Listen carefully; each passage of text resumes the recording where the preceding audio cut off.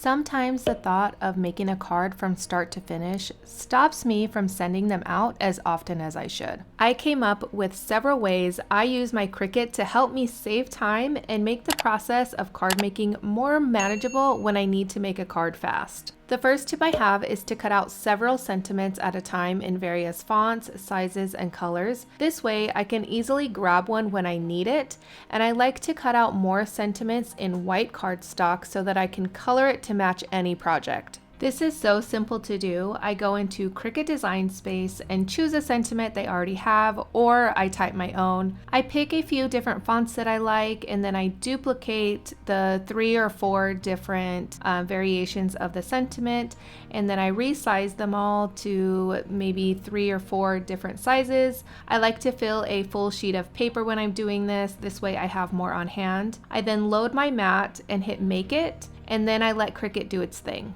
When Cricut is done cutting the sentiments, I take them off the mat and I will put them all in a plastic sleeve so that I can easily find them later. Sentiments, of course, are only part of the card. We need some more design elements. I like to cut out frames that I can quickly add to a background that I've already created in the past. I have this bin full of backgrounds, and this is an easy way to get using those backgrounds. I cut out several of the frames at a time with my Cricut machine. That way, of course, I can have them on hand when I need a quick card.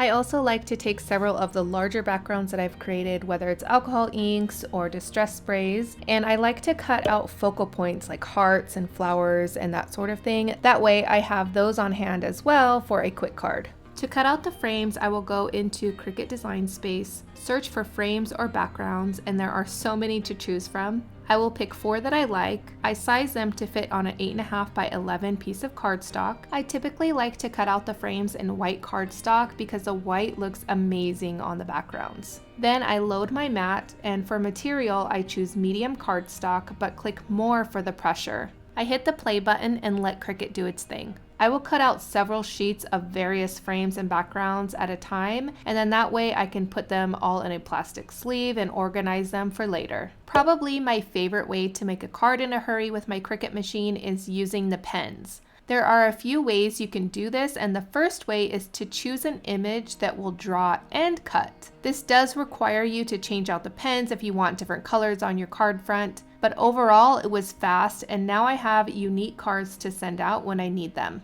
I will start out in Cricut Design Space, choose my image, and it will tell you what colors you need so you can change them out quickly. And when it is done drawing, this is probably my favorite part, is that it will automatically cut out what it needs to for the card panel.